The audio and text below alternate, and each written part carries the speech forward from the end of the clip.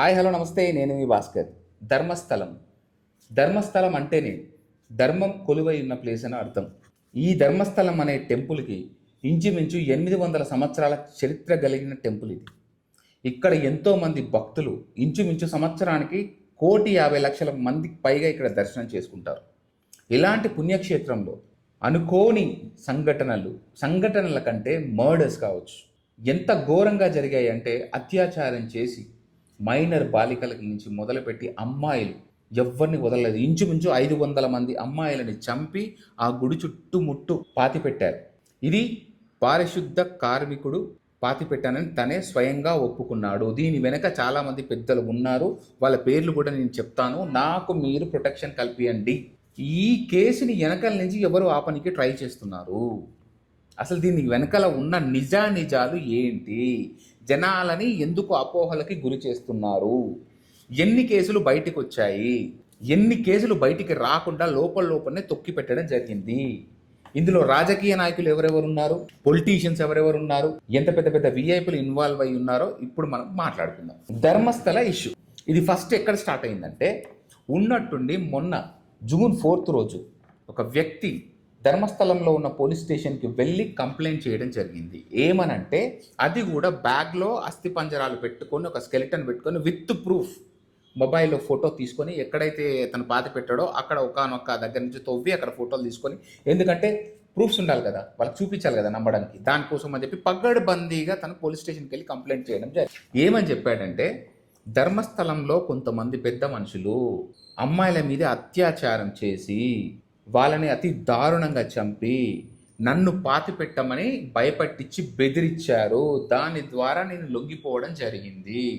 నాకు ఏ గత్యంతరం లేదు, నా ఫ్యామిలీని నన్ను చంపేస్తానని చెప్పారు, కాబట్టి నేను పాతి పెట్టాల్సి వచ్చింది అని చెప్పి పోలీస్ స్టేషన్లో ఒప్పుకోవడం జరిగింది. నాకు మీరు ప్రొటెక్షన్ ఇవ్వండి, నేను ఎక్కడెక్కడ పాతి పెట్టానో ఎవరెవరు ఇన్వాల్వ్ అయ్యారో వాళ్ళ పేర్లు చెప్తా అని చెప్పి క్లియర్గా చెప్పాడు ఆ పారిశుద్ధ కార్మికుడు.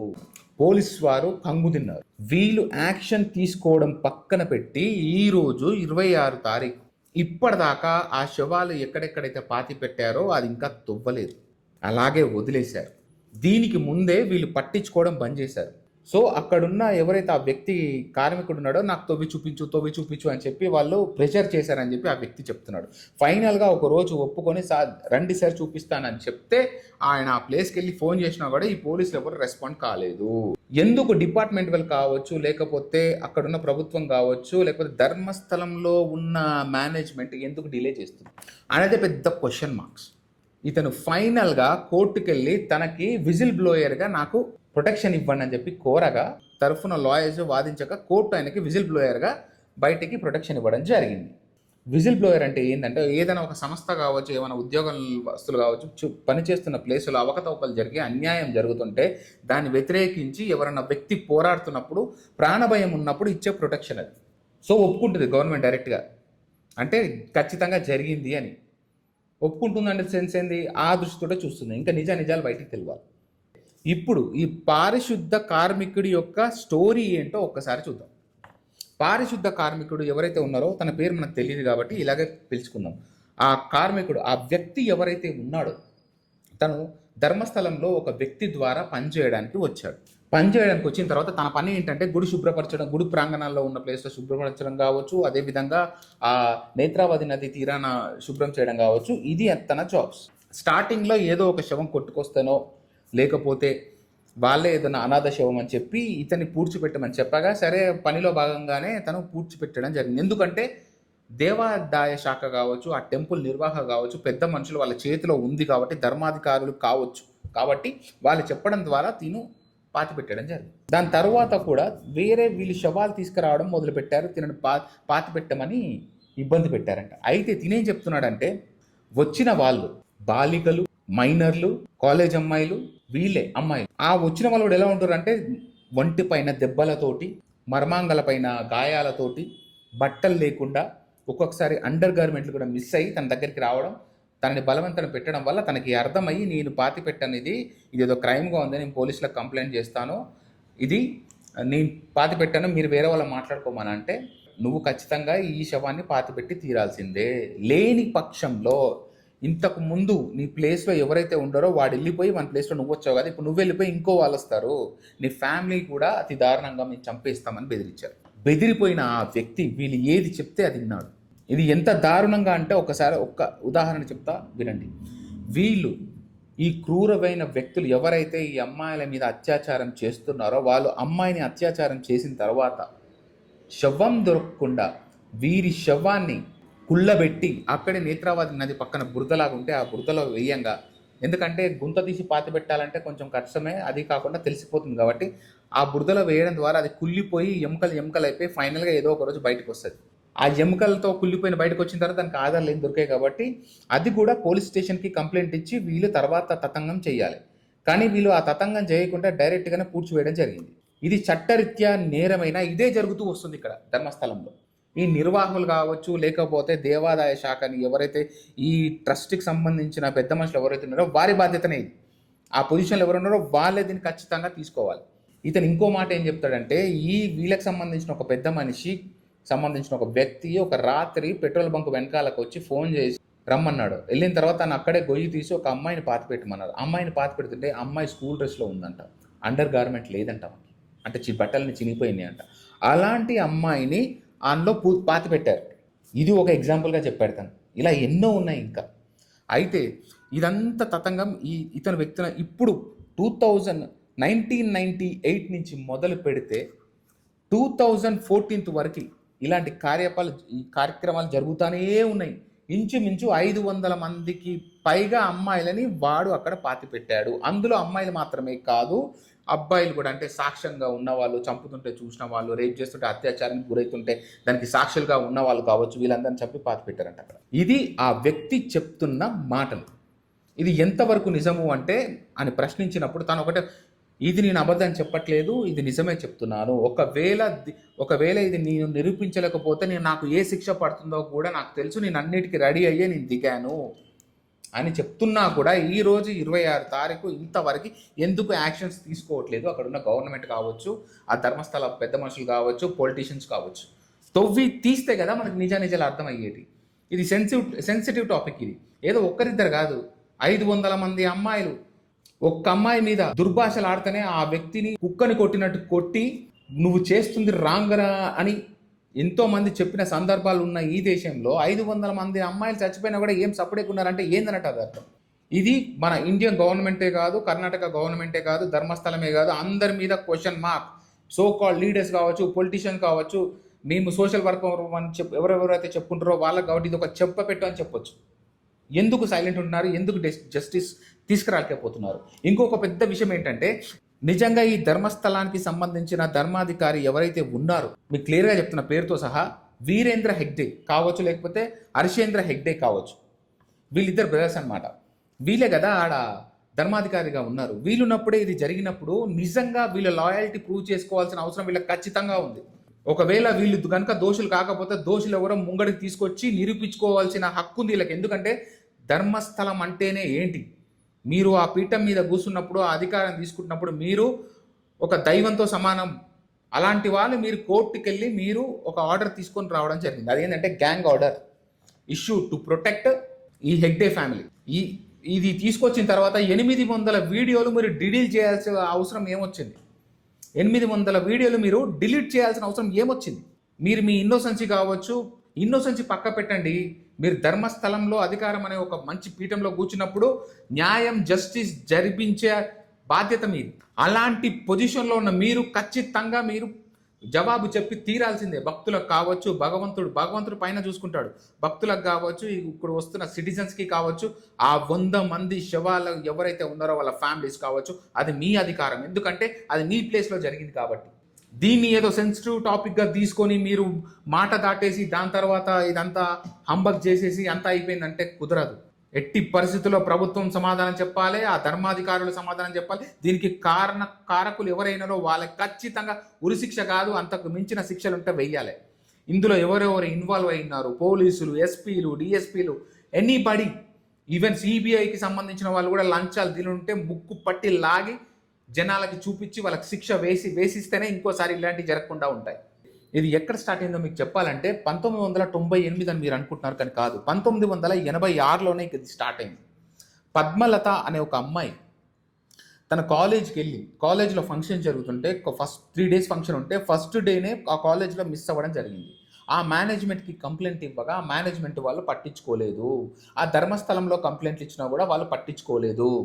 పైపెచ్చు వాళ్ళని తిట్టి మీ అమ్మాయి ఎక్కడ పోయిందో మాకు తెలియదని చెప్పగా ఆ అమ్మాయి కోసం కేసులు కావచ్చు జరగంగా ఫైనల్గా ఏ క్లూ దొరకలేదు. ఆ అమ్మాయి మిస్ అయిన 56 రోజుల తర్వాత ఏదైతే ఆ నది ఉందో, ఆ నది ఆ నది చెప్పాను కదా, ఆ నది కొట్టుకొచ్చి ఒడ్డున అస్థి పంజరాలతో ఉన్న ఒక బాడీ అక్కడికి రావడం జరిగింది. చేతులు కాళ్ళు తాళ్ళతో కట్టేసి ఉన్నాయి.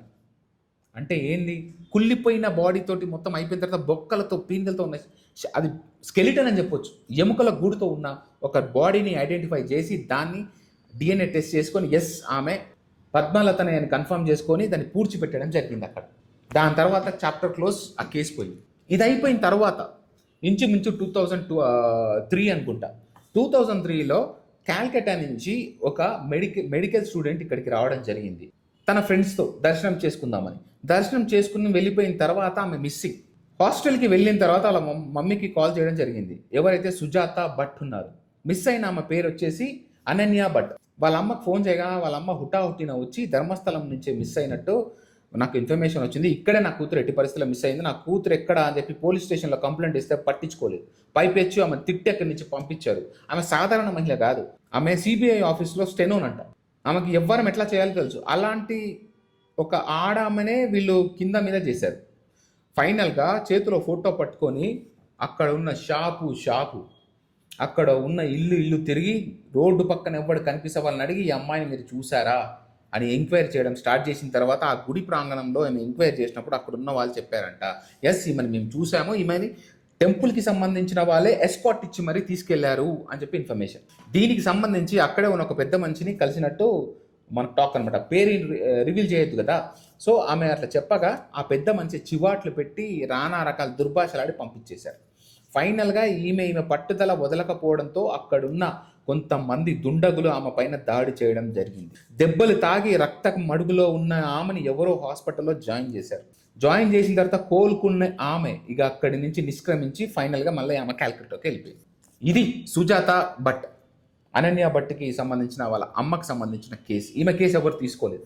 2012లో సౌజన్య కేసు, ఇక్కడి నుంచే కొంచెం కేసు స్ట్రాంగ్ అయింది. దాని తర్వాత ఈ విషయాలన్నీ ఈ రోజు ఈ పొజిషన్కి రావడానికి కారణం అని చెప్పచ్చు. ఎందుకంటే ఆమె కాలేజ్కి వెళ్ళిన తర్వాత తిరిగి వచ్చేటప్పుడు ఫుల్ వర్షం పడుతున్న రోజు అనమాట అది. ఆ వర్షం పడుతున్న రోజులో ఆమె మిస్సింగ్. కట్ చేస్తే తెల్లారంగానో మరునాడో ఒంటిపైన బట్టలు లేకుండా అతి దారుణంగా ఒంటిపైన గాయాలతోటి చెప్పరాని విధంగా ఆమె డెడ్ బాడీ అనేది దొరకడం జరిగింది. వినండి ఫ్రెండ్స్, నాకు ఎందుకంటే చెప్తుంటే నాకు ఎలా అనిపిస్తుంది, ఏమనుకోకండి, జరిగింది. దాని తర్వాత వాళ్ళు ఆమెకి జస్టిస్ కావాలని వాళ్ళు చేయని పోరాటం లేదు. వాళ్ళు పోలీస్ స్టేషన్లోకి వెళ్ళి కంప్లైంట్ ఇస్తే కంప్లైంట్ ఎవరు తీసుకోవడం మీ అందరికి తెలిసిందే. అక్కడికి వెళ్ళిన తర్వాత దుర్భాషలాడి ఘోరంగా తిట్టి అవసరమైతే కొట్టి కూడా పంపించడం జరుగుతుంది. ఇంతకుముందు కేసులో వీళ్ళు కూడా ట్రై చేశారు, కానీ వీళ్ళకి కూడా ఏం సాగలేదు. అక్కడ ఫైనల్గా ఎవరో సంతోష్ అని ఒక వ్యక్తిని బ్లేమ్ చేసి తనకి ఇంకా కేసు నడవడం జరుగుతుంది. ఫైనల్గా సౌజన్య ఫ్యామిలీ ఏం చెప్తుందంటే తనకి దీనికి ఏం సంబంధం లేనట్టుగా చెప్తున్నారు. అయితే ఇంతకు ముందు ఒక కేసు పూజారి, ఆ గుడికి సంబంధించిన పూజారి ఒక ఇంతకుముందు కేసులో మీకు చెప్పడం మర్చిపోయాను. ఆ పూజారి ఎవరైతే ఉన్నాడో తను కొంచెము ఈ హత్యల గురించి కావచ్చు, ఏదో ఒక హత్య గురించి కావచ్చు ఇన్ఫర్మేషన్ వచ్చి చెప్పినందుకు గాను ఆ పూజారి అనుమానపు స్థితిలో చనిపోవడం జరిగింది. తను కంప్లైంట్ చేశాడు. మన సోకాల్డ్ పారిశుద్ధ కార్మికుడు ఎవరైతే ఉన్నారో తను కంప్లైంట్ చేసిన తర్వాత ధైర్యంగా వెళ్ళి చెప్పుదాం అనుకున్నాడు. కానీ అతను చచ్చిపోయిన తర్వాత తన ధైర్యం చచ్చిపోయి వెనక్కి వచ్చేసాడు. ఆయన ఎవరు, మన పారిశుద్ధ కార్మికుడు. అంటే ఇలా ఎంతమందిని చంపారు వీళ్ళు. ఇంత దారుణమైన పొజిషన్. అసలు నాకు ఇది చూస్తుంటే ఒక సస్పెన్స్ థ్రిల్లర్, ఒక హారర్ క్రైమ్ కాదు, చీకటి రాజ్యంలో ఒక జరుగుతున్న ఒక దుష్కృత్యాలాగా నాకు కనిపిస్తుంది. ఎందుకంటే నాకు మాటలు కూడా రావట్లేదు. అలాంటి దుర్మార్గమైన ధర్మస్థలంలో అధర్మమా ఇది ఫ్రెండ్స్. సౌజన్య కేసు అక్కడే ఇప్పటిదాకా ఏ జస్టిస్ లేకుండా స్టాప్ అయిపోయింది. అయితే ఇన్ని రోజులకి ఈ వ్యక్తి వచ్చిన తర్వాత వీళ్ళందరికీ ఒక వెలుగు వచ్చిందనమాట. ఏదో ఒక మూల మనకి న్యాయం జరగకపోతుందా? నాకైతే డౌట్. ఈ సిద్ధరామయ్య గవర్నమెంట్లో కావచ్చు, లేకపోతే ఆ ధర్మస్థలాలని ప్రొటెక్ట్ చేస్తున్నట్టే నాకు అనిపిస్తుంది. ఎందుకంటే ఇన్ని రోజుల నుంచి ఇంత మటుమాయం చేసి 500 మంది చప్పటి నుంచి ఇప్పటిదాకా చచ్చిపోతే దిక్కు దిక్కాన లేదు. ఇప్పుడు మాత్రం ఏం వెలగబెడతారు? అసలు ఇతనికి ప్రొటెక్షన్ ఇవ్వగలుగుతాడా? ఈయన బతికి బట్ట గట్టగలుగుతాడా? బతికి బట్ట గట్టినా న్యాయం జరుగుతుందా? నాకు అయితే నమ్మకం లేదు. ఎందుకంటే ఎన్నో రోజుల నుంచి పోరాడుతున్న ఈ అనన్య భట్ వల్ల మదర్ ఏవైతే సుజాత భట్ ఉన్నారో ఆవిడకి కూడా నమ్మకం లేదు. ఫైనల్గా ఇప్పటికైనా మీరు నమ్మండి అని చెప్పేసి ఈ కేసు వచ్చిన తర్వాత డైరెక్ట్ మీడియా మీదకి రావడం జరిగింది. నా కూతురు ఆస్తికలు నాకు ఇప్పించండి, నేను నా కూతురికి అంత్యక్రియలు చేసుకుంటాను, మన హిందూ ధర్మం ప్రకారం చేస్తాం కదా. అలాగే మిస్ అయిన వాళ్ళు కూడా కొంతమంది వచ్చి అడగడం జరిగింది. ఇందులో ఇంకా చాలా మంది శవాలు ఉన్నాయి, చాలా మంది మిస్సింగ్ కేసెస్ ఉన్నాయి. ఈ డెడ్ బాడీస్ అన్ని ట్రేస్ చేయాలంటే అంత ఈజీ కాదు. చచ్చిపోయిన వాళ్ళకి ఇంకా మన బొక్కలు తీసుకొని మళ్ళీ ఆల్రెడీ పాతిపెట్టిన శవాలకి మనం అంత్యక్రియ ఏం చేస్తామో నాకైతే అర్థం కాలేదు. బికాస్ మన హిందూ ధర్మం ప్రకారం చేయాలి. అతనికి కూడా వేదనకి గురై వాళ్ళకి అంత్యక్రియలు చేయాలనే కోరుతున్నాడు ఆ పారిశుద్ధ కార్మికుడు. అదంతా పక్కకు పెడితే అసలు జస్టిస్ గురించి ఎందుకు మర్చిపోతున్నారు? జస్టిస్కి ఎందుకు అడగట్లేదు? ఆ ఎదవలు ఎవరైతే ఉన్నారో వాళ్ళకి ఎందుకు శిక్ష పడకూడదు? ఈ కోణంగా ఎందుకు ఆలోచించలేకపోతున్నారు సుజాత భట్ గారు? కారణం ఏంటంటే ఇన్ని సంవత్సరాలు చూస్తుంది కదా, 23 సంవత్సరాలు 39 సంవత్సరాలు పద్మలత చనిపోయి ఆమెకు న్యాయం జరగలేదు. ఇప్పుడు వీళ్ళందరికీ న్యాయం జరుగుతుందని మనకి నమ్మకం ఎట్లా? నమ్మకం అధర్మం ఎప్పుడో పెచ్చి మీరిపోయింది. పొలిటికల్ లీడర్స్, ఆ సోకాల్డ్ ఏదైతే ఆ దేవాదాయ శాఖకు సంబంధించి ఎవరెవరైతే ఉన్నారో వాళ్ళు, ఆ పొలిటీషియన్స్ కావచ్చు, ఆ లీడర్స్ కావచ్చు, వాళ్ళందరి చేతుల్లో పొలిటికల్ గుప్పెట్లో ఉన్నది. ఇందులో నుంచి బయటపడితేనే ఏమాత్రమని న్యాయం జరుగుతుంది. అంతే తప్ప సామాన్యుడు కోపం తెచ్చుకొని దండయాత్ర చేసి జస్టిస్ తెచ్చుకుంటే ఈ విషయంలో జస్టిస్ జరుగుతుందేమో కానీ వేరే రకంగా మాత్రం నాకు కనిపించట్లేదు. ఎందుకంటే this is my personal opinion. Why? Because 39 సంవత్సరాలు 1986 అంతకు ముందుకు ఇంకెన్ని జరగాలి? 2014 తర్వాత తను భయపడి వెళ్ళిపోయాడు. తర్వాత ఇంకా చాలా జరిగాయి. అసలు 2014లో తను వెళ్ళిపోవడానికి కారణం ఏంటి? 2012లోనే ఏం జరిగిందంటే ఈ శవాలు పాతిపెట్టలేక తను మనోవేదనకు గురవుతున్నప్పుడు తనకు సంబంధించిన ఒక బంధువుల అమ్మాయినే వీళ్ళు చంపి తీసుకురావడం జరిగింది. ఆ వ్యక్తి శోక సముద్రానికి ఇంకా చెప్పడానికి అవధులు లేవు. తను పాతిపెట్టిన తర్వాత అది కాస్త అలా వెళ్తూ ఆ అధికారులు ఎవరైతే సంబంధించిన వాళ్ళ కొడుకు ఎవరైతే ఉన్నారో సోకాల్డ్ అంటే ఏంటి, ధర్మస్థలానికి అధికారులు ఎవరైతే ఉంటారో వాళ్ళకి సంబంధించిన ఒక అబ్బాయి వచ్చి పారిశుద్ధ కార్మికుడు ఎవరైతే ఉన్నారో వాళ్ళ బంధువుల అమ్మాయి మీదనే లైంగిక దాడిలకి పాల్పడ్డాడు. సరే, కనీసం ప్రాణాలతో ఉన్నాం కదా, ఇక్కడి నుంచి బ్రతికి బయట కడదామని చెప్పేసి అప్పుడు వాళ్ళు వెళ్ళిపోవడం జరిగింది. 2014లో పక్కనే ఉన్న వెళ్ళి రాష్ట్రంలో ఎవరికి తెలియక గుట్టుగా బతకడం జరిగింది.